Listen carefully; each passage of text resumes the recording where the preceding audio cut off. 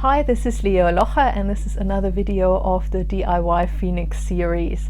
I've been talking about milestones and celebrating for quite a bit, and no matter how gnarly your situation might be, there are still tons and tons of things to celebrate. This could, for example, also be to look at your wiggle room. Did you increase your options, your wiggle room in the right direction? You might be starting from nothing, you might be starting from halfway down the bottomless pit. That's okay, we start where we are, that's kind of how it is, and then we build from there.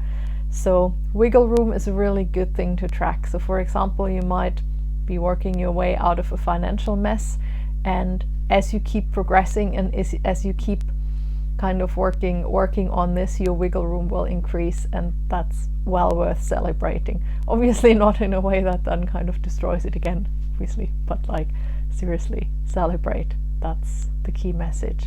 No matter how bad it is, there's always progress to be tracked. There's always things you can celebrate, and things you've done well, and things where you made a plan and you stuck to it, and all of that. So be good to yourself. You're doing an awesome job at keeping going and making things better for yourself.